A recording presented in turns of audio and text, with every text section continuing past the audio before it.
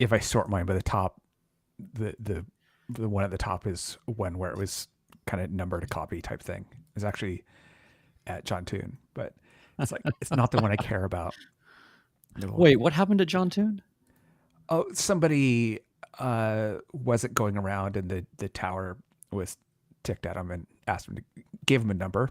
Didn't give him a full brasher, but advised her to copy at least. So I think that they wanted to do just a chat, not a possible pilot deviation type thing. Yeah. But Yeah. yeah. I wonder if it's kind of like one of those things where you've really got to push it sometimes, because kind of like a cop giving an out-of-state license plate a ticket. You know what I mean? It's like, this is going to be a lot of paperwork. Yeah. Like, I got to weigh this out, Yeah. Speaking of which, I impressionist Brian's screen. His screen looks normal to me. Huh. Maybe I'll go see the. Oh, is my look at the live stream before we get going here. Is my camera doing weird things again? It looks okay. No, it looks fine to me too. Yeah. I'm gonna go view the live stream and see. Yeah. This is why we do this. Yes. Let's see what I got. Oh yeah. Oh, that's cool. Maybe I should just leave it. Oh, whoa. Yeah. That is not what we're seeing on the stream. No, I'm gonna kick That's my funny. camera. Yeah.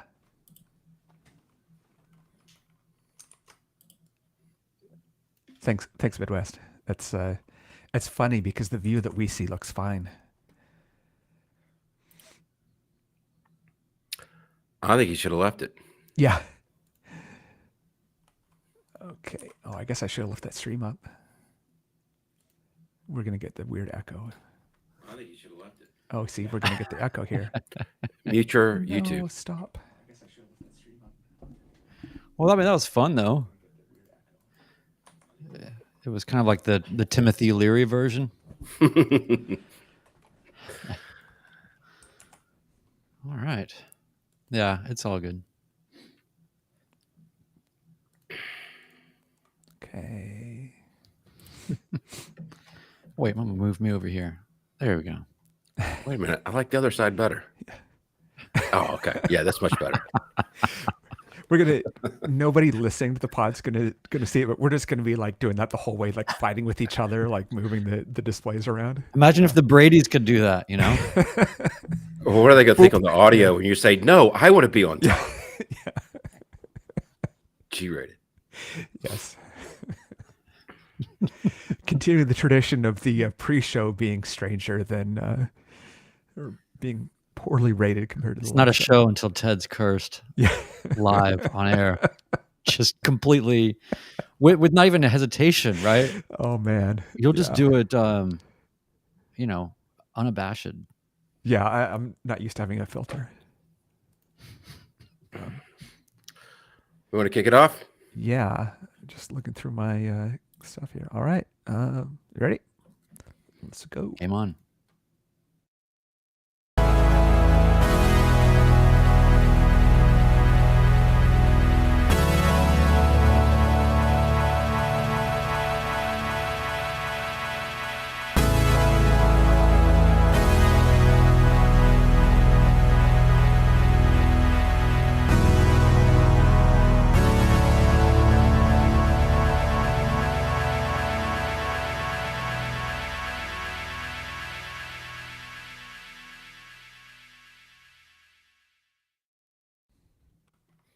Hello, welcome to episode 55 of the Midlife Pilot Podcast, a show where we talk all things aviation for those who are starting their aviation journeys in midlife, however you define that. This podcast is about us sharing our experiences and the greater community's experiences as a midlifer. So it doesn't matter if you're a student pilot, a seasoned veteran, or just an enthusiast who maybe wants to learn, we're glad you're with us. My name is Ben. I'm a commercially certificated pilot here in Atlanta, flying a Cessna 182. Joining me tonight, as always, from Nashville, Tennessee, we have Brian. Hello, Brian. What's going on, guys? Hey, it's the end of the year. This is the big year-end spectacular. I can't believe that 2023 is already done. I am a not commercial rated pilot. and I fly a Cherokee 180. For those who don't I know, was going to say a private and tailwheel rated pilot. Yeah, tail wheel. Yeah. well, it's not really a rating now, is it, guys? But it should be. It should be. Should So be. yeah, I'm super stoked to be here. To be honest, I'm really excited because I know that Ted, you've gone way down the wormhole of some really special things to happen tonight. Some of these I'm aware of, and some of these I'm not. Yep. So I'm very excited. So as we go around the horn, I'll just go ahead and pass it to you, Ted. How's it going, man? All right. I'm doing good. The weather around here has been terrible, but that's all right. That's winter in the Northwest. So I'm kind of catching up on YouTube videos and flying when I can. Thinking about skipping work so I can fly. There you go. Well, let's catch up on a few housekeeping items. We broadcast every Tuesday night. Well, usually every Tuesday night, 8 p.m. Eastern. You can find us at youtube.com/@midlifepilotpodcast. We have a live chat that's usually pretty active, and looking forward to catching up with everybody on the chat tonight. The audio only version of this podcast is at iTunes, Spotify, or wherever you get your podcast from. We would very much appreciate it if you would give us a subscribe or follow, whichever your podcast player does, and leave us a review, a 5-star review, preferably. We love getting feedback, your suggestions, your stories, your poetry, whatever you want to send us. You can email us at midlifepilotpodcast@gmail.com. And we have a very active and fun Discord community, a lot of great information in there. It's an awesome way to interact with other midlifers. Send us an email and ask for an invite, and I'll make sure we get it out to you as soon as we can. The merch store is back open. Store.midlifepilotpodcast.com. You can get t-shirts and pint glasses and stickers and a bunch of other stuff. So who's been flying? I've been flying, but Ted, you just said you haven't been. Not me. You're grounded. Yeah. You've been in the hangar though. I've been in the hangar. Yeah. Doing experimental aircraft things. Experimental. Well, no, it's not experimental. And yeah, I need to get some sign-offs for some of the things that have been going on in there, but I just feel like you're experimental even though you're not. Yeah. It's interesting to try and figure out how to navigate the sign-offs on various things, but I've got a couple of things that I need to find a mechanic now. But yeah, there was a comment in our live stream here that we've got Tim Lean, I'll just say Lean, who knows what that last name is, said, long-time listener, first time live, and as of Wednesday last week, new midlife private pilot. I've had you guys in my ear for the whole journey. Nice to be with all of you. Totally. Wow. Oh, and hey, look at that. There's also Michael Gillette joining us for the first time. We don't usually do shout outs of everybody streaming in the comments, but it's the year end, and also that's pretty cool too. Yeah, really glad to see you. Yep. Yeah. Welcome, Michael Gillette. We're glad you're with us. Congrats on the private pilot check ride as well. Yeah. Tim. Yes, Tim. Just open up the checkbook, my friend. This is where the fun really begins. So Ben, you've been flying? Yeah, I did a angel flight mission. I took this one because when it's children involved, it's, there's a little extra specialness to it, if you will. But also the trip was to Cincinnati, where my youngest sister, Lori, lives. And I haven't seen her since Thanksgiving. And I only get to see her a couple of times a year. And they were leaving to your neck of the woods the day after. So I got to spend one night up there and hang out with them. And it was a lot of fun. Combined two passions there. When was that? I left, what is today? Tuesday. So I left last Thursday, took the patient and dad up to Cincinnati, dropped them off, spent the night Thursday night, came back Friday. Oh, okay. Yeah. I didn't know if we possibly crossed paths on Christmas Eve. No, it was a little bit before, and it was a long flight because I had to pick the patient up in Macon, Georgia. It's a much longer flight than I normally do for angel flight. It was supposed to go to Knoxville, and then another leg was going to be from Knoxville to Cincinnati. I will tell you that I did channel my inner Siskin. So I could have easily made it back on 1 tank of gas, but I decided that, you know what, I'm going to take the Brian Siskin method, and I'm just going to break it up and go check out some other places. And I've always wanted to land at the Knoxville Downtown Island Airport. And it was a great, and especially coming in from the north, there's 3. I mean, probably the tallest antennas I think I've ever seen in my life. Yeah. They're sitting on top of a mountain, no less. I mean, so you really had to kind of have Well, it's actually they're on a smaller mountain, huge antennas that are then in essentially the larger valley that is surrounded Yes. by the bigger mountains. So you kind of feel like you're kind of hemmed in a little bit when you're getting close to the airport if you're coming from that. Yeah, it's it'll keep your eyes open. That you will have your head on a swivel, but it was cool. It's a great approach, flying in right over downtown and then following the river in. So it was a cool experience. So you landed runway 8? I did land runway 8. Yes. Yeah, that's really cool because then you come in, you're sort of getting closer and closer to downtown. Then you kind of follow the bridge over and then come back down and cross back over the river. Yep. Yeah. Well, that's so cool. I love that airport. It's such a great airport. So the airport elevation is like 830, and the tower to the north of it is just over 3,000. There's actually 2 sets of two different locations a few miles apart. One's 2,800 and the other is 3,000. So yeah. The other thing is when you're looking at them, tower. when you're looking at those towers and you're coming in, they're not all the same kind of tower. Right. So you can easily have your eyes fooled thinking that you've got a handle of where they are. And then there's sort of yet another one that's the sneaky one. It's definitely, when I've looked at my tracks coming in there, it's quite funny because I'm going way, way, way around there. And that can be a pretty busy GA kind of traffic pattern, busy, type of place. So the departure was kind of interesting, and yet again, I thought of you. So I decided I was going to take off and then climb up to 8,000 before I made my turn south to Atlanta, because they come up pretty quickly. But also on the same frequency was a Cessna 140 going to my home airport.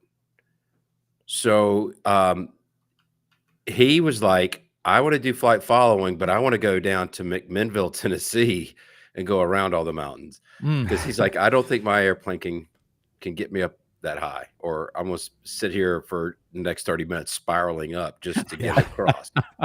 Yeah. Well, that's awesome. I'm glad you did some sightseeing and checked out some different places. Got the courtesy car, went into town. I got stopped at a coffee shop, a little locally owned coffee shop. It was really cool. It's really a great area too. I love all the houses around that little neighborhood that's right there. And then that part of town, gosh, I can't remember what it's called, but it's neat. There's lots of neat little spots. So if anybody's flying in there, you can get to a lot of good stuff on a short ride with a crew car. So definitely check out Downtown Island, and the FBO. Everything's just great. Yeah, absolutely. Well, yeah. And so I did some flying. I mean, I guess I've just done a lot of flying, but now it's going to kind of slow down. I did go to Chattanooga on Christmas Eve. I left the morning of Christmas Eve and came back that evening. And I did release a video of a little bit of a speed bump I had in that experience. It was otherwise an amazing, nice flight. It's funny how, and maybe those who have just gotten your check ride passed or early on, I think one of the things that's really interesting to me is how it used to be that when you were just coming out of being a student or maybe just having your certificate, flying, say, 40 or 50 miles really felt like a pretty solid little trip because you're just so inexperienced and having done a lot of longer trips. You've done maybe the 50 mile and then the one long cross country and maybe done a couple other little things. When you just get out into the world, I just love those trips that are an hour. It's enough time to settle in and enjoy the flight, Yeah. but also not such that you have to start feeling like I've got to have, provisions for, being away for a long time or something. It's just great. So flying to Chattanooga was fantastic. Also, probably one of the best FBOs I've ever been to at Wilson Air. Have you been there, Yep. Ben? Oh, absolutely. It's so nice. Yeah. They're so nice, so attentive. It was the first time that I've ever been to an airport, and when I was settling up on my fuel, they said, "Hey, we've got a note here for you. The guys said that one of your struts is sagging." Oh. And they just wanted to let you know. And I just thought, well, that's so great that they're actually kind of eyeballing the plane and making you aware of anything. Also, at the same time, it is a Piper Cherokee from the 60s. And this falls into the status quo, normalized, what do you call it? Normalized deviance. Yeah. Right. Normalization of deviance. Yeah. Yeah. So, hey, we just had the right strut pumped up. So now it's overbearing. Yeah, the note could have said, "Hey, you're flying a Piper." Like it's the same note. It was impressive that they called it out. It would have been more impressive saying, "Hey, we noticed your Piper sag is going on, and just want to make sure you're aware of it." Yeah. So I really cool. was though impressed. Yeah. Maybe that's something that other people have seen before, or that's normal in other parts of the country or other places, but I've never encountered that before, where they were really looking at the plane and just, eyeballing any notes. So I thought that was really, really cool. And yes, One Told Geek is saying here, saggy struts, welcome to midlife. Yes, thank you very much.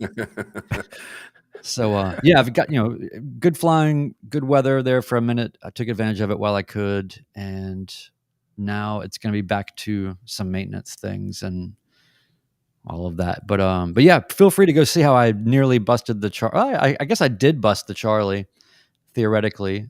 I thought I was going to get a lump of coal from Brasher Claus on my way out of Nashville. I had a little radio problem that prevented me from hearing the words "remain clear of the class Charlie," and I went ahead and requested flight following. It turned out fine, but you live and learn. I think I need to, now that we have the Super Charlie, you have to stay so low. My radio is not great at low altitudes in that particular area for whatever reason, and or any low altitude that's a towered airport. It seems like only towered airports. It doesn't when you really need it to.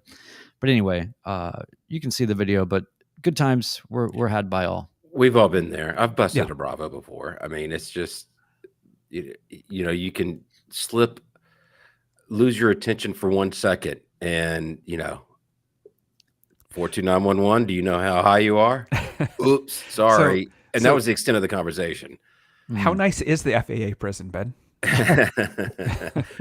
I filed a NASA report as soon as I landed. Should we get going with the year-end spectacular? Let's do it. I thought we'd start off with maybe doing a year in review, and then maybe look ahead at what we got planned for 24. How does that sound to you guys? Hey, look, I'm having a White Claw, my second White Claw of all time, and in the spirit of what's coming for April. So I'm game for whatever, man. If we want to do a year in review, let's do it. Oh, April. Yeah. Okay. Yeah. Well, let's.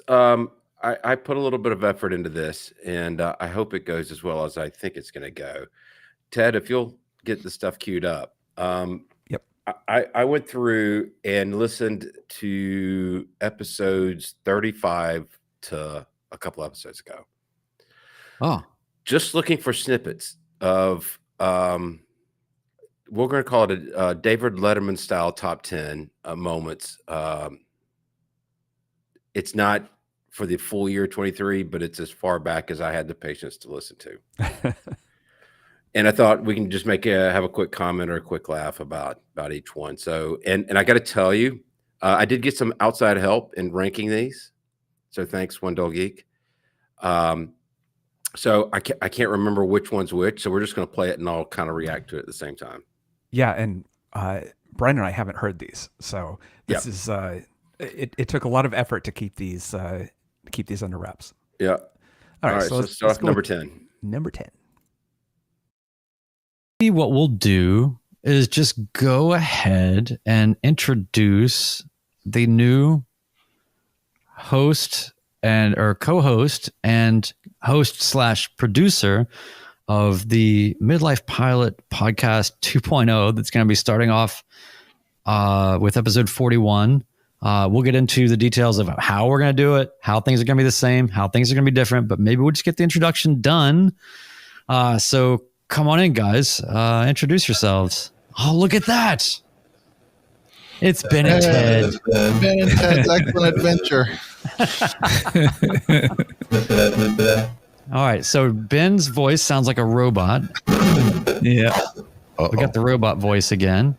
So this is how it should start, right? This is perfect. Welcome to the podcast. Yes. And Ben is gone. Okay, so that worked out great. Yes. And then the last. Oh man. I forgot about how bad that was. Yeah. Well done. It's perfectly bad. Yeah, exactly. I know how to make a splash, don't I?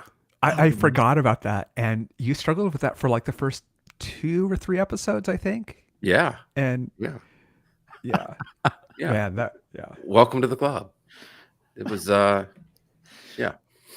Also, just we'll go to- that energy of oh well, let's talk about the revamp of the podcast. The only thing on my mind is I hope I don't embarrass myself. That was like that's the only thing that it did really, but anyway. It's like it's like Bob and Doug McKenzie in the digital age. Oh man. Yeah. That's a good call. Let's move to number 9. All right, here we go. What we'll do is just go ahead and introduce the new host or co-host and host / producer of the Midlife Pilot Podcast 2.0 that's going to be starting off with episode 41. We'll get into the details of how we're going to do it, how things are going to be the same, how things are going to be different, but maybe we'll just get the introduction done. So come on in, guys. Introduce yourselves. Oh, look at that. It's Ben and Ted. Ben and Ted's Delta. Plan on the hiccups. And yeah, accept the hiccups and be the hiccups. Love the hiccups. But oh my So God. that last part was it. Be the hiccup. Okay. Let's play that one again. So this is gonna take some creative editing on the live pod, but Oh boy. so we're skipping number 9. Number 9 does Don't know not what happened exist. Yes. So let's play number 8. Delta. Plan on the hiccups. And yeah, accept the hiccups and be the hiccups. Love the hiccups. But Be the hiccups. I love that. Yeah. we're pretty meta with the hiccups right now. So That's exactly right. It kind of worked out perfect. So number 9 disappeared apparently. I'll have to look on my list here, but yeah, I don't know. I just you do kind of reach out there sometimes with some of these really abstract concepts, and I embrace that. I think that's fantastic. Be the hiccups. Yeah. And that's kind of the whole idea of Bag of Words, right? Is that we're not perfect in our flying, and words hard. Right. All right. Let's go to the next one. You're going to be at you're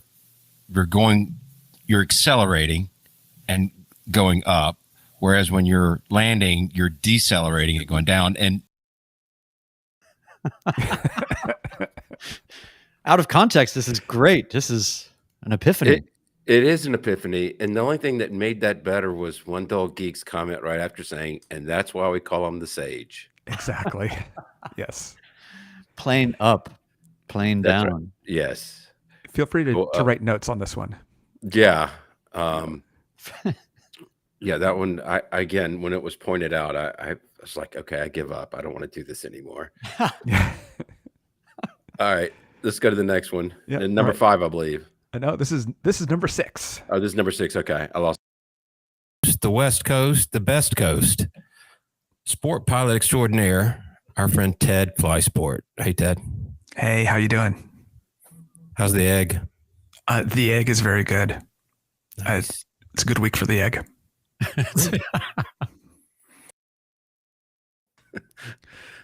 I don't know. I just felt like a good week for your airplane is maybe there's a little more intimacy there that I don't want to know about. I don't know. It just struck me kind of funny. Well, let's go for more confusing for the audio podcast version of this, which is I got a gift for Christmas. I'm going to stand up and show it. Yes. CTLS flight design. Yeah. So yeah, it's a custom shirt. It has the tail number on it, and it's they have stock paint patterns, which is normally fine. Although this is kind of a limited edition one, but it's close enough. It's from a company called Flyboy Toys. That'll be in the doobly-doo. This is going to be a strong week for doobly-doo content. It was kind of cool. Like these custom shirts. I didn't even know such a thing existed. Mm. Yeah, That's so awesome. that was number 6 in the egg, and too much affection for the egg, and I'm wearing a custom shirt for it, so this is not looking good. Yeah, that's again, I'm a little worried about it, but you're airplane owner. I get it. We get it. Yeah. All right, number 5. Please. All right. Ben, you want to read this for us? Oh, yeah. From Biff Benson. As long as the instructor didn't preface that with, to make an omelet, you have to break a few eggs.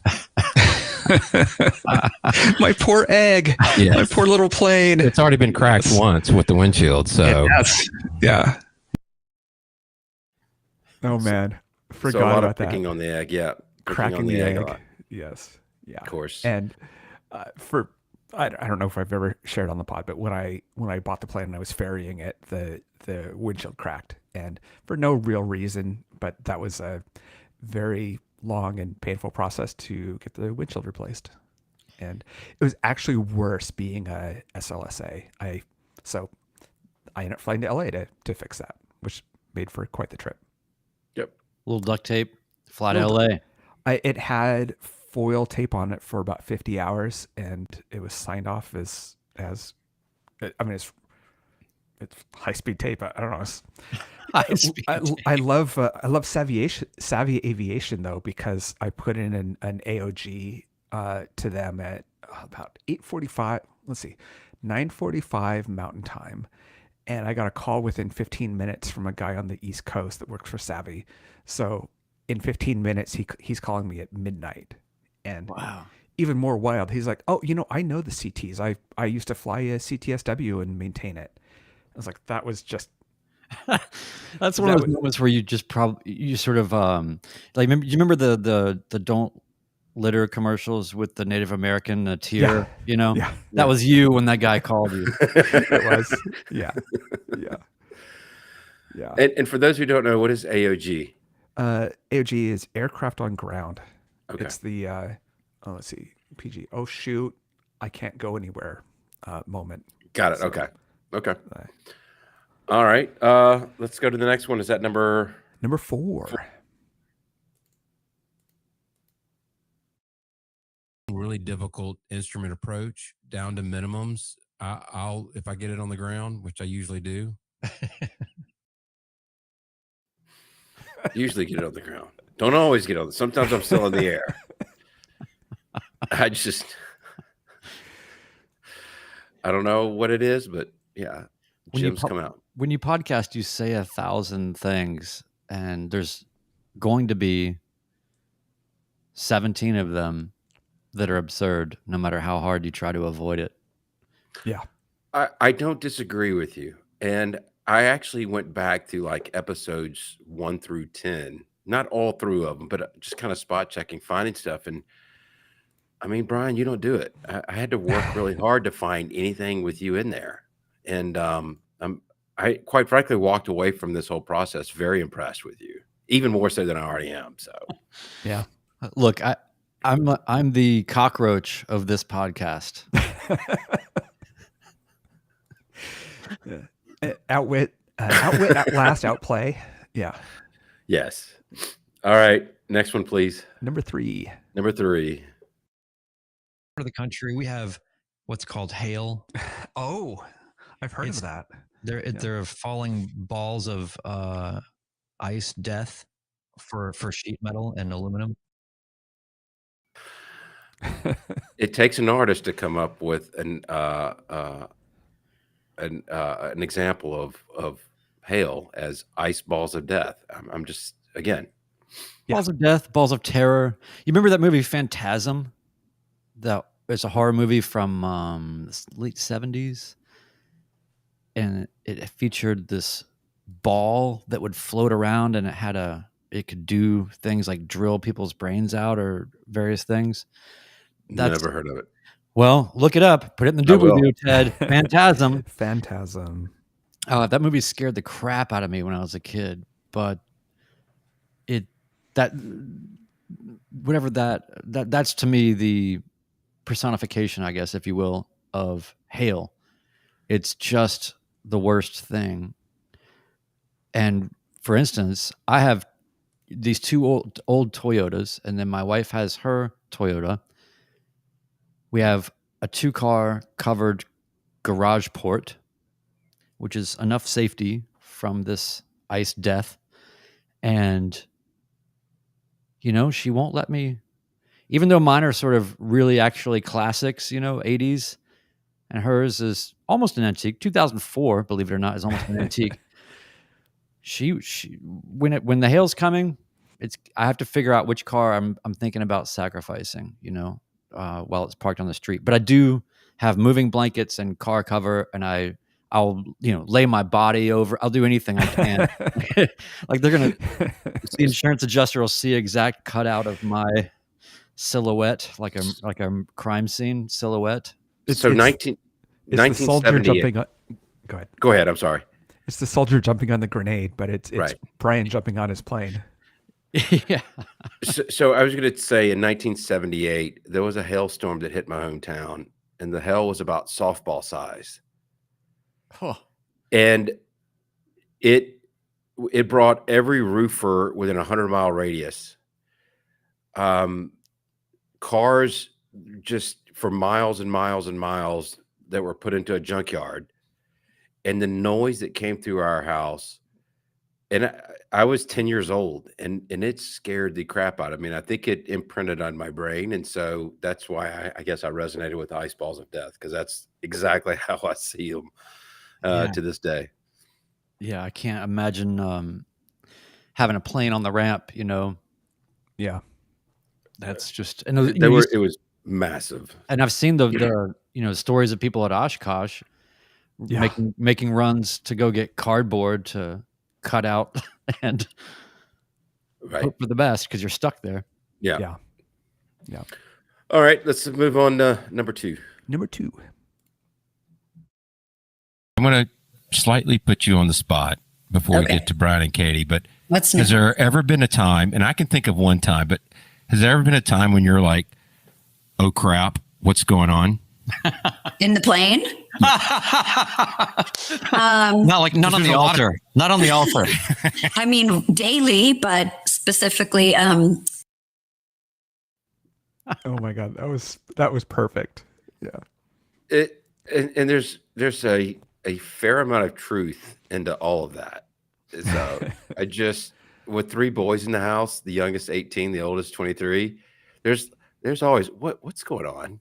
Well, she's got 4 boys in the house, so Yeah, technically, yes, you're not wrong. Yeah. You're not wrong. So again, I make a little bit more fun of myself. So I think the last one, again, it's Brian. There's just not enough of you in here, and it won't be you on this one. But this was probably one of my favorite moments to date. So introducing the number 1 clip. here we go. An actor, a character. It's kind of the icing on the actual, the vegetables. Like you put icing on vegetables. It's icing Yeah. on the vegetables. No, but it's like you actually. That's what you I'm writing actually- down. Ted, I'm so sorry. You're muted, but I mean that was the best. Oh, Which one was that from? That was Brian. Brian with The a happy Y. hour with Brian with the Y. Just plain silly. Oh, right. Yeah. Yeah. Oh man. Icing on Icing the on the vegetables. vegetables. Yeah. And I have used that phrase now to my kids, and I think there needs to be a shirt put into the merch store. Man, I managed to forget about that. So thanks, I guess. Yeah, no, I think that Just was the one of icing my. on the vegetables. Yeah. Well, I'm trying to figure out what is the anatomy of that. It is a Portlandia thing, I believe. But go ahead, please. Well, give me one reason. Like, well, it sounds like you've conflated two sayings. Yeah. Two two sort of colloquialisms or whatever. But what is the vegetable one? Well, that was it was definitely like eat your vegetables. Was that half of that? It was like take a bad thing, but I already started out with the good thing and mouth well ahead of the brain at that point. This is being behind the airplane. It's being behind the mouth, I guess. Yeah. It gets better. Yeah. Yeah. But there's our show title from Tim Lean: Ice Balls of Death on the Vegetables. Oh yeah, that is great. So icing on the vegetables is really a sort like a Faulkner level discourse on. It's a postmodern interpretation of optimism and pessimism. What's great about it is converging. it's very distinctive and it communicates nothing. There's no idea to know what the intent was by that phrase. Yeah. Awesome. I forgot about that. Yeah. So that's it. That's my top 10 moments of at least what I was willing to go back and listen to. As far there was a fair amount of time invested in that. So That was great, Ben. Yeah. Well done. Well Thank done. you. And Thank you. by the way, our new listeners especially, please don't be discouraged by our archive based on Ben's experience. It actually can be a good thing if you go back and listen to painfully everything. It's not, you don't have to choose bits out of it, right? So you can just listen. But yeah. Yeah. So let's talk about what the kind of top episodes of the year were. If you go through our analytics, it shows top of all time, and the ones with Chris were always great, and it's still the number one episode is still episode 4, demystifying the private pilot check ride. That's from memory, the title. Yeah. Everyone wants the check ride pod, and that was a great one. So we have to get below the really good ones to find what happened this year. Well, I think that was a good one to do early on because we were all a lot closer to our own check ride experiences, so we could remember more things. But I think also it was good because it set the tone for the rails around this podcast that we wanted to maintain, which are we are middle-aged people learning how to fly. We are not CFIs. We are not instructors. We are not here to provide guidance or instructional content, and we are not in a position of authority over anything. Yeah. But when you're thinking about how to produce an episode that maybe addresses the check ride and you have those rails, it really forced us to consider what is this maybe about more on a psychological level, or what does it feel like? And what can we speak to from that standpoint, from a human experience standpoint?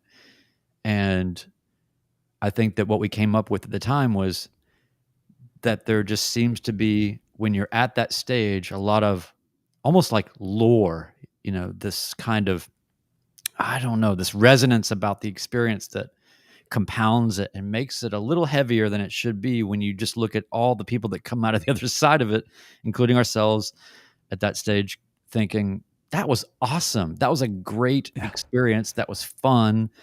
I didn't need to be worked up about it really at all. I mean, you have to be on top of your things and your standards and your game, but it's not a difficult thing from a it's like almost like a spiritual or personal level. Lifers. I mean, it was just a way to come at it, or a way. What I'm proudest about with that is that we can address things. We can use our lack of position of authority or instructional capability to actually address things that you don't hear a lot of people talking about, and especially for people like us that are not all career bound, or most of us aren't. But anyway, so I'm very happy, and it makes a lot of sense that episode stands as being an entree into what we're creating. So that's awesome. Yeah, I agree. It's nice to be able to share your opinions and not facts on a podcast like this. And it doesn't matter which check ride it is. It's going to be the same thing over and over. I've done 3 of them now, and I've had the same feeling every time and walked away the same every single time. Excuse me. So yeah, I remember that one just as a listener going, yep, he's right. And I think it might have been a little bit after my instrument. I can't remember what year that was, but it's been a couple of years ago, right? 2 years ago. Yeah. So anyway, that was a very good one. Yeah. So anyway, after we talked about how great that episode is, here are the others, which are this year's, with my fancy slide here. So the second most popular episode of all time was episode 48, Nashville ATC, with Scott and Shelley. Oh, yeah. Yeah. Everybody was interested in that one, and I think that's cool. It's great talking to ATC, and they were. I want to have them on again for non-ATC stuff, because they have a lot going on. Yeah. Yeah, they're fascinating in the sense that they are living 30 lives at the same time. They must be so they're so elegantly handling so many different responsibilities, by being controllers or being pilots or being parents or all the other things that they're involved in, selling properties and all that. So it's just, I look, who would have ever thought that ATC would be a strong pull for aviation podcasts? Another shout out to our friends at Opposing Bases. They gave us a big shout out on their last episode, so we want to make sure we return that favor. They're shout out Ping Pong. Yes, that's it. Yeah. If you are listening to this podcast and you're newer to the private pilot world, check out Opposing Bases.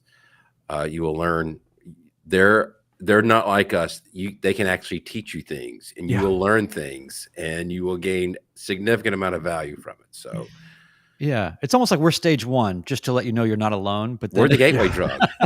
We're the gateway drug. Yeah, but then in the house, we'll welcome everybody with open arms. So real quick, the next 2 top episodes for us of all time, number 5 is Information Whiskey. I thought after our first happy hour episode that did okay, but I didn't think that those were going to be super popular. And then Information Whiskey was very popular. So it was cool that we just need to do it more often and actually drink more whiskey. Yeah. Okay. And then the other one that's from 2023, but in the pre-Ben and Ted era, is 31 Weird Things That Happen When Flying. And that was things that happen. That's also getting into that early stage curiosity of what are some of the things that you're gonna. I think it's just acclimating to the idea that not every flight, but a lot of flights are going to be introducing new wrinkles and new variables that are not as dramatic as emergencies or things like that, but just paying notice to the idea that there's just weird stuff, circumstances that will just line up, and it can be really idiosyncratic, but I don't think a lot of weight is put on how stressful or distracting some of those things can be, especially when you're just getting out there. And we've talked about this, just going to an FBO and how to understand where you're supposed to go and what's expected, or what, or just strange ways that you might enter traffic in an airport that you haven't really, been faced with before, because you've got, I don't know, somebody fast behind you and you got this going over here and they're trying to do a squeeze play. And then you're all of a sudden having to, I don't know, just there's always these little compounding sets of circumstances that are not necessarily huge things on their own. And they can just be weird things that happen when you're flying. And I just thought, what a great thing to have examples of, and then just to kind of prepare yourself for, so that when you're getting out there, just go ahead and accept there's going to be weird things that happen. And when they happen, you'll go, oh, this is kind of like one of those weird things that happen. And then you don't have it. Tim Lean earlier in this podcast made a comment about us doing another episode on weird things that happen. He said, I know this has been mentioned before, but maybe we can come up with some other things, other experiences that newer pilots should maybe we need to bring it back up. Oh, yeah. Send us your weird things that have happened that are not emergencies, not just those idiosyncratic things. Send those to midlifepilotpodcast@gmail.com, and we can hash them out. I love that stuff, because that is the majority of what the challenge is for the first 100 hours after a private pilot, for sure. And it'll continue to be a challenge, but you take those things a little bit more in stride as you get more experience. That's exactly right. I'm going to share a quick feedback too, because I thought this was pretty good. Tim Lean says, y'all drink whiskey and are complaining about free balls of ice from the sky. Free. You've got to get it in the glass, but yes, it's free. I wouldn't be surprised if there's a bar in East Nashville that offers bespoke hail ice for their cocktails. Yeah. They're sustainably collected, and each one has its provenance. This is from Knoxville 2 months ago. It has notes of notes of red rain. Cool. So what do we got next, guys? Yeah. What's the We next? want to talk about what's going on. What we got looking forward to in 24. Is there anything else you wanted to recap in 23? Ted, didn't you have another slide? Some accomplishments of 23. Yeah. Sorry, I was looking at myself trying to decide which way we're going to go here. So let's go around the horn and talk about kind of our summaries of 2023 and going into 2024. Ben and Brian provided kind of the accomplishments and goals to me. They also provided their logs, and so they don't know exactly how I pulled things out of the log. So I'll start with Ben and talk about what I saw in his log. This. Yeah. So Ben, overall, well, let's see. This year, landed at 51 airports. Wow. Okay. Flew 158 hours. That's a little bit higher than the last couple of years. 46% solo. You fly the most with other people out of the three of us. You flew 3 tail numbers this year, which famously Ben is the person who flies one plane. And this year, because you flew TAA, and what else did you fly? It was just another 172. Okay. Yeah. So, and then the other thing, and this took a little work to dig out, and the numbers may be off by 1 or 2, but I found the biggest dry spells of your flying. And so there might be stories behind each of these. The whole month of February, plus some on both sides, that's 39 days of not flying. Was that your annual? That was annual. Getting some cylinders replaced? That's exactly right. Yeah. Beginning of the year was 2 also cylinders. Yeah. It was hard to come by. Yeah. And then before that was maybe it just was weather. I don't remember. Yeah. And then because these are in order, the next one is 19 days, which was in September. Yeah. Unfortunately, that was during the time of my father-in-law had passed. So there was a lot to take care of around the house. Yeah. And that's life. That is life. That's absolutely right. And I was happy to be able to be available to my wife and everybody for that. So, yeah. So why don't you tell us about your 2023? Yeah, I was thinking about it. I'm sure there's a lot more to it. I try to do one angel flight a month. I don't know that I got 12 trips in this year, especially when I'm 40 days off from the annual and all the other stuff. I had the pleasure of flying with One Dull Geek. He came with me to my trip to land at Hartsfield for my 1000th landing. That was fun. And commercial rating, I waited to the very last minute, but I got it done. And then I think I'm at 65 of the 104 airports in the state of Georgia. So I'd kind of really like to take out a big chunk of those in this year as well. So in this coming year. Yeah. Now they got Hartsfield out of the way. Yeah. Start from the biggest, work smaller. Yeah. That's right. The hardest, at least, out of the way. All right. And then your goals for this coming year. Tailwheel's number one on the list. I've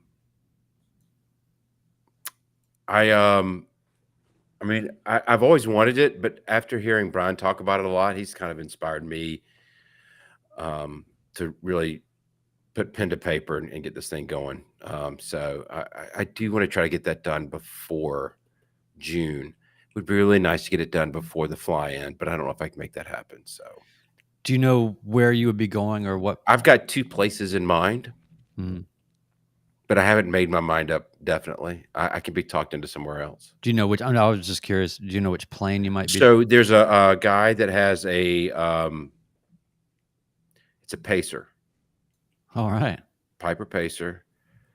Another guy has a Citabria. Ah. But I really like the 140s and the 170s. I'm going to go ahead and go on record in saying this, but I'm going to win the AOPA plane. Yes. Congratulations. Yes. So that's really my motivation. But to me, yeah, I'd love to learn in a Cessna, being a Cessna guy. So I don't know if I want to fly all the way up to Music City Exec to go learn with your guy. Maybe if I could just come up there for the weekend, if I only had a place to crash. Yeah. Well, you've always got a place here, and in your plane at the airport. Just for $150 a night. So, yeah, well, I'm excited because I just know that it's gonna go quickly from you getting your tailwheel endorsement to you putting some big Bush tires on your 180. Like it's gonna be the transformation will begin. Yeah. Well, it's already the stall plane. Yeah. Yeah. So that's it. Yeah, I want to go up to the north. Yep. I want to go way up north. I want to spend some time. I've got a college buddy I want to go up see in Minneapolis. We've got a huge group of midlifers in the Wisconsin area. So I'd like to do a big, long Brian Siskin world loop. Take maybe a week to 10 days and just point the nose of the aircraft to the north and see where it takes me. Yeah. Love it. Hey, by the way, how close are we to finishing Ben's segment here? We're done. We're done. Real quick before we carry on, and I just want to make sure we do it before we forget. We wouldn't be able to do this show without the supporters that we have, and I just want to make sure before people trail off as we keep talking about ourselves is I'd love to read the names of all the supporters that we've had so far in 23 and thank them again. I have them pulled up. Or Ted, did you want to read them out? You're muted. Yeah, I don't have them. Yeah. Okay. So I'm glad you brought this up, Brian. So from the bottom of my heart and Ted's, I'm sure as well, Michael Gonzalez, Steve Cross, Alyssa Miller, Mark Horn, Michael Smith, Mike Duhamel, if I mispronounced your name, my apologies. Evan Schaefer, Biff Benson, Brian Drennan, the Badger Pilot, Leslie Carlin, who is the spouse of one of our big supporters, Nathan Winnicott, Rob Gannett, Peter Tarantelli, Adam Rich, and Michael Gillette. Yeah, thank you guys. Yeah. It really does actually cost money to do this for us, and so that actually offsets things. And also, people buying some merch, we make very, very little on those types of things, but it's drops in the bucket that add up. And so, yeah, we do this for 25 cents an episode. If you want to sign up for 99 cents a month, And honestly, I mean, come on, 99 cents a month. Come on.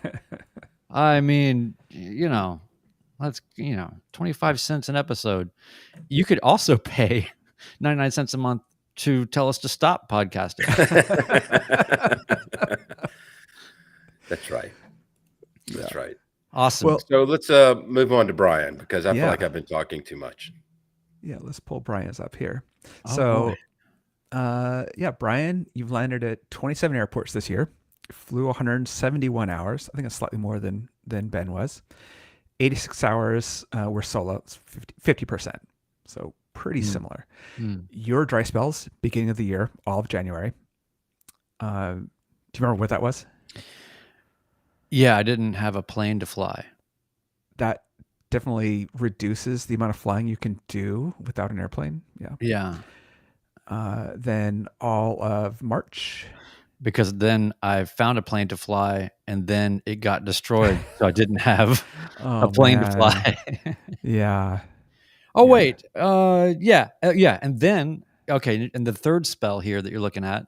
Yeah. That was when I finally bought into a plane and it immediately had to go into annual and also have an autopilot installed.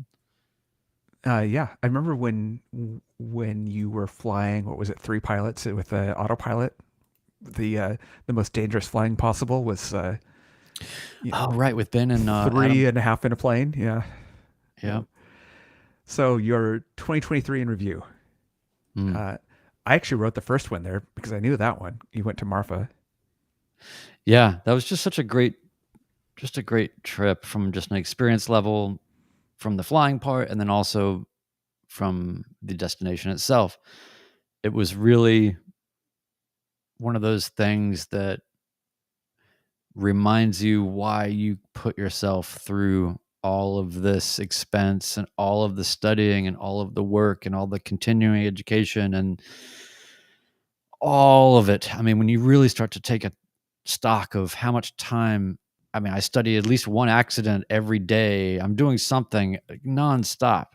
So what is this all amounting to if you're not doing it for a career? And ultimately it's experiences. And that was just an incredible experience. So Marfa, if anybody hasn't flown there, I highly recommend. Wait, flying. You see, if anyone hasn't flown there, out of everybody listening to this pod, you're probably the only one who's been there. So me it's highly recommended. Because are you saying that Josh Flowers doesn't listen? Are you saying he doesn't listen? Josh Flowers, if you're listening, hello. we don't mean to exclude you. You're over in California right now, and that's okay. Yeah. And that was cool too. I can't believe that I missed him by just a couple days out there. That was such a strange thing but what an aviation experience to have, right? Like where you're in the middle of absolutely nowhere that is not an aviation mecca. It's not like Catalina Island. Right. And it's not on the way to anywhere. You have to really mean to go there. And I think that what a perfectly aviation experience to have, to get a text from somebody being like, "Hey, when are you leaving? We're going to be there in a few days." It's like, are you nuts? Like, I'm in the middle of the desert. Like, how? Anyway. Well, on the non-flying side of that, I think of that as kind of restoring or refilling your creative cup. Sure. Yeah. You have to have trips nice like going places where you're just kind of inspired and be like, oh, okay, that's right. This is what life's about. Grinding out some days and then getting to go somewhere like Marfa. Yeah. Yep. And I've had experiences in the past where things that have happened on long trips like that, things that I encountered, have really deeply altered the course of my existence. And you have to really avail yourself to those things. I'm not the kind of person that just goes somewhere to vacation and I don't know, I'm not a resort person or whatever, which is good because I can't afford those kind of things. But the point is just, it was definitely a bit of a sort of spiritual adventure. And the flying I got done and everything was magnificent. It was really a lot of beautiful stuff and challenging stuff, and also just breeds a little confidence in the airplane. You know, when you're in the first year of owning an airplane and you can start taking one a couple thousand miles around, and Yeah. it just runs and it's fine. It's nice. So yeah, But Marfa. that goes back to my advice about how you do a long distance trip, which is you work up to it, and that's what you did in that plane. Is flew the pattern, then you're flying 50 miles, then you're flying an hour, and so nothing about Marfa is surprising. It's just an extension of that. Yeah, I would consider everything I've done since Private Pilot Check Ride a concentrically sort of expanding orbit on a conscious level and pushing, my limits a little bit more and more. And it's honestly now it's like, it's just not a big deal to fly a plane for 8 hours a day. It's not that big of a deal. Michael G, who's joined us in Discord, said he got into midlife flying because of the dream of flying from New Orleans to Marfa. Yeah. He lives in New Orleans, so yeah. Right on. Yeah. NEW is one of the best airports. It doesn't matter which approach you're coming in on. It's a beautiful view. With Brian's concentric circles, I guess maybe about a year from now, he's going to be flying the transatlantic route. Yeah. Nova Scotia, Iceland, Greenland. Great circle maps, yeah. Yeah. So the other things in your accomplishment were tail wheel. That was a big deal. Huge deal. I mean, a lot of people get their tail wheel endorsement, and I'm glad for that. For me, it was a revelation, and I've talked about it plenty, so I'm not going to go down that rabbit hole again. But if you're a person that's just gotten out of your check ride and you're just starting to get out there, and maybe you're like me where it's just not feasible to go right into getting an instrument rating, and it's still not feasible for me to get an instrument rating economically, but you just feel like you want to keep working on stuff. I think it's about the mentality of training and the mentality of going to the gym for flying or whatever you want to call it. Getting the tailwheel endorsement is the perfect thing to do and to add to your repertoire, because it is impossible. And I'm very curious, Ben, for you to have this experience because you've got so many more hours than I do, but it's just amazing to come back to your plane or whatever you're flying that's maybe not a tail wheel and really be able to note how much better of a pilot you are all the way around it. And maybe, other people maybe have had less dramatic experiences with the tail wheel experience. I mean, I would almost contend that if you don't have a revelatory experience getting your tail wheel, then you're really not attenuated to the absolute details of flying, because there's just no way to get through that without. In your training, you get the first 80%, and that's enough. But that last 20% is so minutia, detail, longitudinal. Just detail. Yeah. And so when you get through that detail, and then you come back to your super, for me to go back to a Cherokee 180, it's like all of a sudden learning how to do open wheel racing and then going back to driving a Camry. It's like, okay, that's a great analogy. You're like, this is fine. You know what? I can drift in this thing. It's fine. You're doing ballet and combat boots when you go back to it. You're like, what do you mean? I had to dance around so much on the tail wheel. Yeah. Ted, I was just thinking, tail wheel was really just the icing on the vegetables for me. Of course, icing on the vegetables. It is. Yeah. So the final accomplishment there was a year ago you were a renter and now you're a part owner.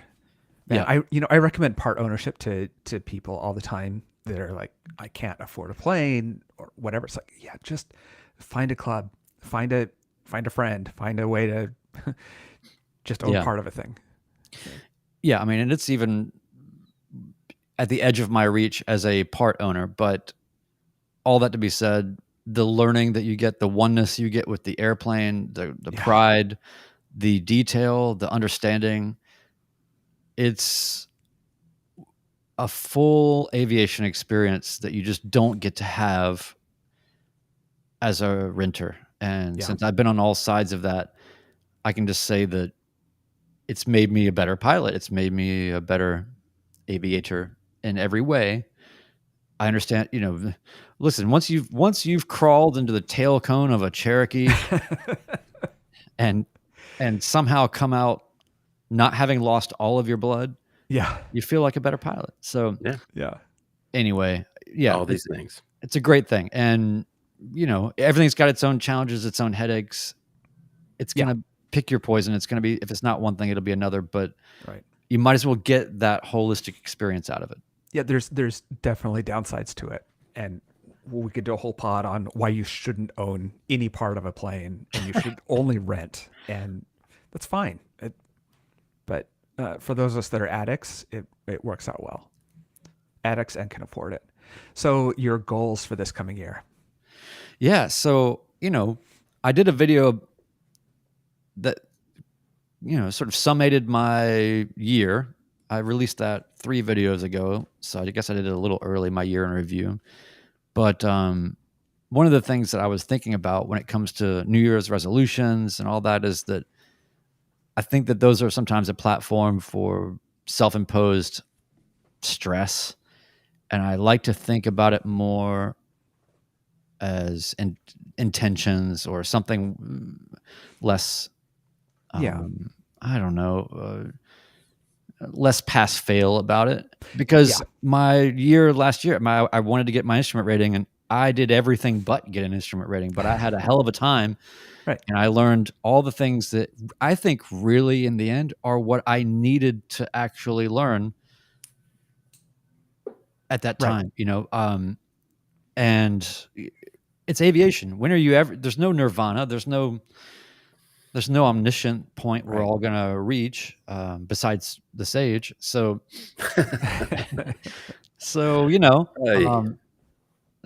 I'm happy for how it went. And so I'm happy to roll the dice with another set of failed ideas about whatever it is I hope to do. But we pull that back up so I can remind myself what I said I wanted to do.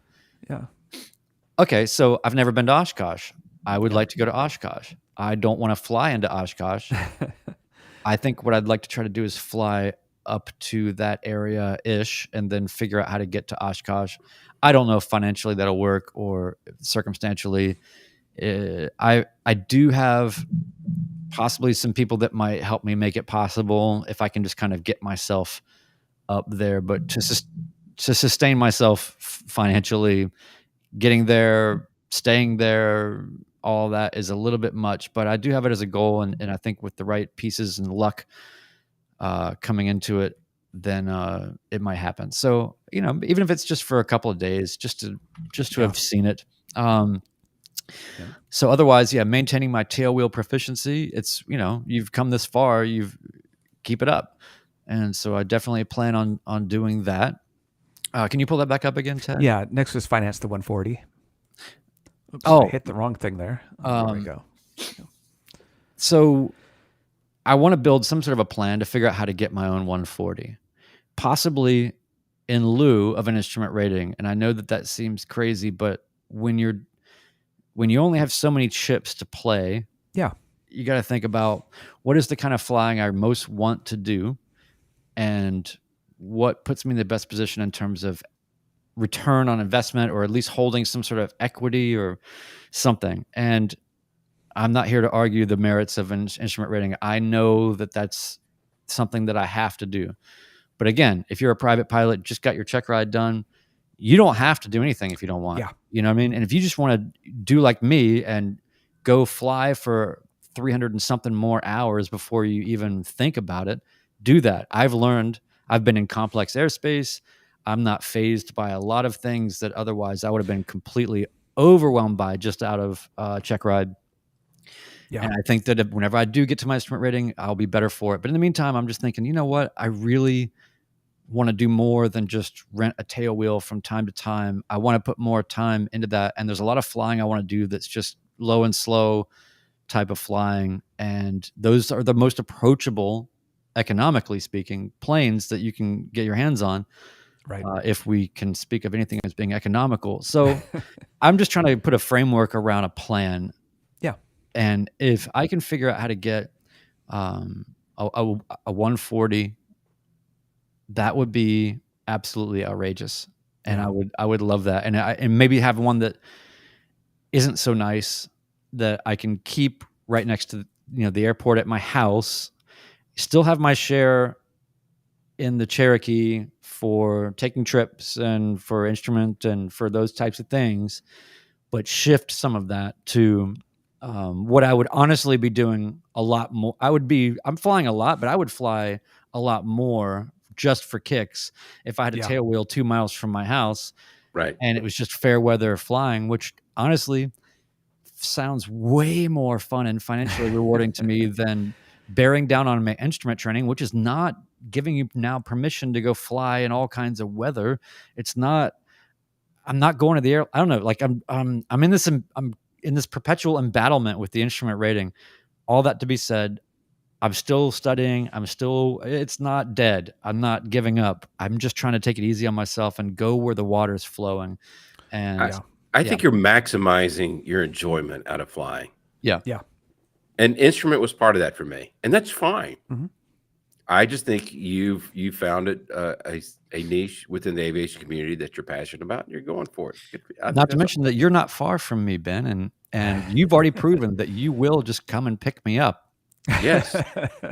So, I mean, think You're about right. it. I can save myself the instrument rating for now, and You've got an Uber driver, but now it may cost you something. Because literally it can cost you something. I knew the other shoe was going to drop at some point. Okay. I knew the icing on the vegetables was going to happen at some point. I was waiting for that to come back out. Yeah. So All your right, last so two that's things it, right? were Marfa and Grand Canyon. Oh yeah. So yeah, I have a big trip planned the summer, June. I want to take my wife west, and it's not just about the flying that I want to do, but I want her to be able to be more of a part of it. And she's a teacher, so she's helping people while I'm out here freelancing and doing whatever. So anyway, want to go to the Grand Canyon, want to go to all those places. I'm hoping that it makes sense to do that with a 180 horsepower in June. But I can tell you that I've already learned a lot about density altitude, and I know what the limits are with that plane and what things look and feel like. So anyway, I have a huge long trip that I want to do in June, but I want my wife to come with me this time and do all that. So those are my goals. Yeah. I Good like ones. it. So let me pull mine up. Last but not least. Mine are not a surprise to me. So I landed at 84 airports this year. God. That seems like it's down for you. I know. It's it's kind of wild. Flew That's like 214 cartel hours. numbers. Yeah. No, he's- Yeah. Could have made some money if I was transporting cargo, I guess. Well, I was going to say, I mean, that CTLS didn't pay for itself. It had to Yeah. pay somehow. So Yes. Yeah. Flew 214 hours, and 72% of that was solo. I was surprised on my overall that my solo number percentage was a lot lower than that, but it made sense once I pulled this year's numbers that I am flying 3/4 of the time alone, and that totally makes sense. I love it. And, all right, I got to note this for the record. Ted's total dry spells was double mine and Brian's. well, so And look at he's double the hours. He's so much more hours. And my dry spells tell quite the story there. So my first dry spell, the second longest, which is almost a month long, was January, and I went from 1/1 to the 29th, and I rented the RV-12, and then went from that date to mid-April, which is another 75 days before I flew again. Why? Because I was buying a plane. Because I'm not going to throw a ton of money into renting a plane, especially in the winter up here. I'm trying to afford a plane that is really at the edge of my grasp again financially. And so I was really antsy the first quarter of the year because of that. My other dry spell is basically right now. I flew about 5 days ago or a week ago, and I'd been since Thanksgiving, so it's been 3 weeks since I flew, and that's just weather. I'm doing the same thing right now. It's like if the weather gets good, then I'll go flying, but I can't otherwise. the last year in review, I bought Yeah. a plane. Yeah, that was the big deal. I also went overnight camping in the plane for the first time, and I've always loved. When I say overnight, it's 24 hours, right? From when you leave the house until you get back home. It's not enough time that you've got to take gear to cook or anything like that. It's just sleeping bag, spend the night, food in a cooler. And so I did 3 of those trips. 2 of them were grass runways, and the other one was a paved one. I did 3 major trips, which is really like 1,000-mile legs. And when I say a leg, I mean like in a full day, or in a day and a half type legs. So that was 3 flights around 1,000 miles because I bought the plane in Arizona, brought it home, and then I flew to LA and back, and I flew to Southern Utah and back. So those are kind of the epic days in the plane. Then it gets to Bend's, as we were talking about, collecting all the airports. I've been focusing on Washington, even though I live south of there. And I've landed in around 40, maybe about 45 of about 100 to 105 of the airports in the state. So about 40% of the airports. And I'm really enjoying collecting those, and I'm looking forward to doing more of that. And obviously that works really well combining with the overnight camping. Finally, I did a bunch of backcountry landings, and that was cool. It is the little egg, but with a nice short takeoff roll, it's a great plane for that as far as tricycle planes go. And so, I'm thinking back about some of the really cool places I landed. Obviously, landing on the beach and landing in thick gravel, and a couple of the backcountry fields, airfields. So I'm looking forward to doing more of that and go back to at least one of the places that I went to. Goals for this year: I want to get a lot more of the Washington stamps. I'm not going to be able to finish it this year for sure, but I'm really enjoying collecting it. That makes a good excuse for places to go when I don't know where I want to go, or I don't have a task in mind. I want to do some more overnight camping, and I want to do a more than one night camp of that. And the final one is kind of my stretch goal that I really kind of hoping I can do, which is to literally fly cross country to come out to the East Coast. And if I could do that this year, that'd be really cool. Yeah. Again, these are not pass fail goals. These are it's aspirations. It's what I'm hoping for. Love it. Yeah, man. You've been tearing it up, man. Oh man. Yeah. I love the beach landing. I'm so. Is that video public? It is. Oh, I'll put that in the doobly-doo. Yeah. Do that if you haven't seen it. That's really cool. If you've never seen a flying egg on the beach. Yeah. I think that is Sierra 16. Is that Copolis? airport? Yeah, Copolis.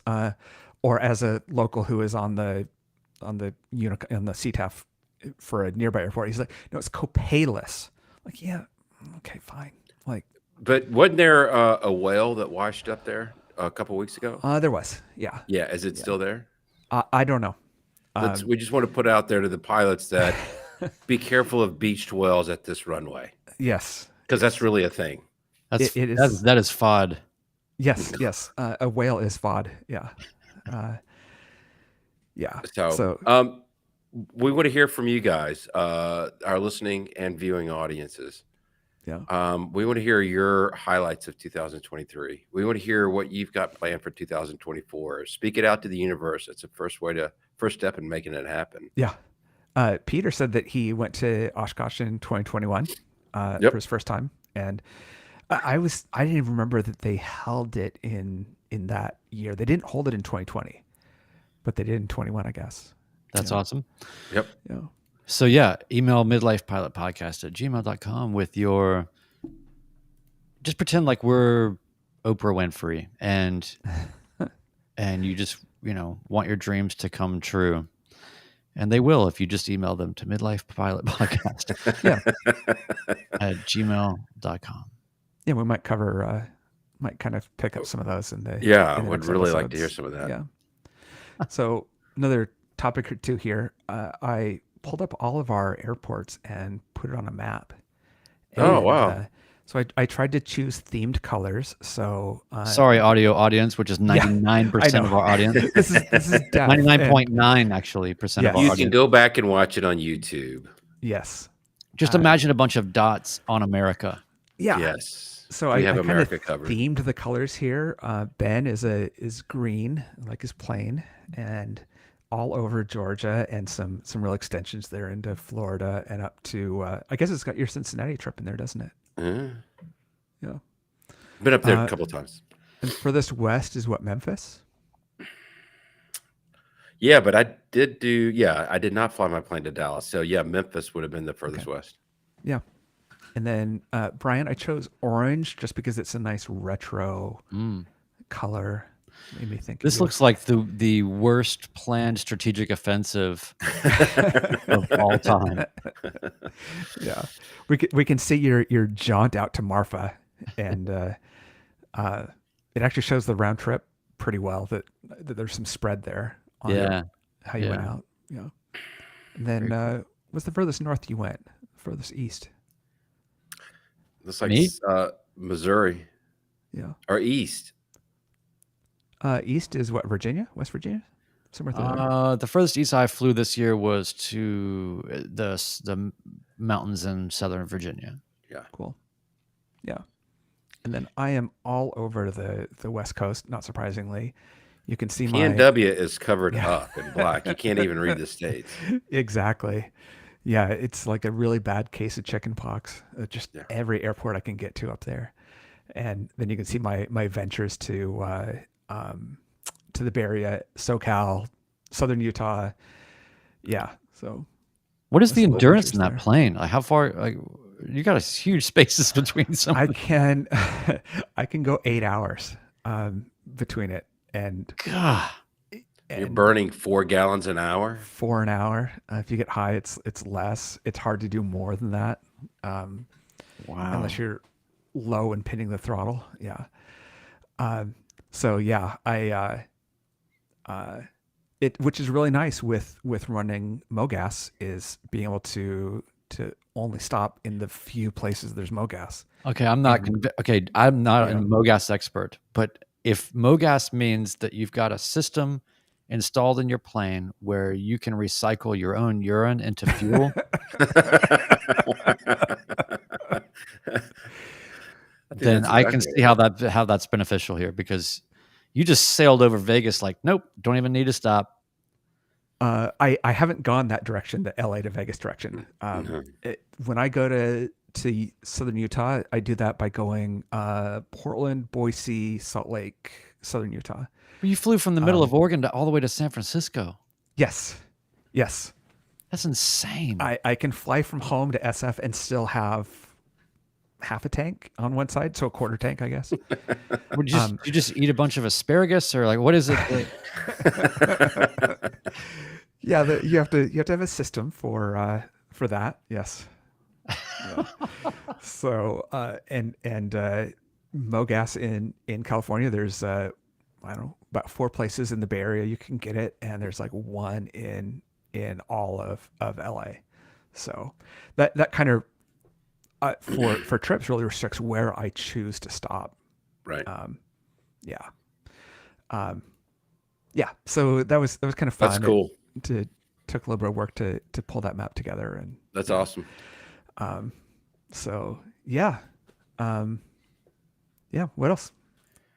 I think that all of our streaming audience has gone to sleep because we've been running so long. Yeah, this one's a little bit longer than the others. We'll be back at it next week, next Tuesday, with the new year. We'll bring in maybe some of our favorites from YouTube. Who knows what we'll talk about next week? That's probably going to be up in the air. But is there anything else from you guys for the good of the order? No. Just remind people to, do things, to push buttons, to whatever, and let's get out of here. But this has been a great year. I'm so glad. Look, it's been amazing to have you guys pick up the reins from Chris, and it's gone amazingly. We're doing better than ever, and the growth has been really cool to see, and it's nice to see that it's not only been continued, but we've picked up the pace.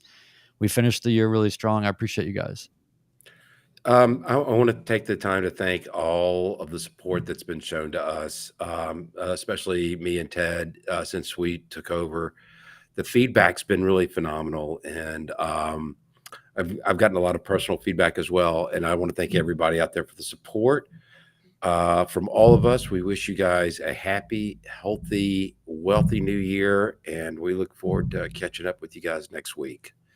Signing off episode 55 of the Midlife Pilot Podcast. Goodbye, everybody. Thanks all.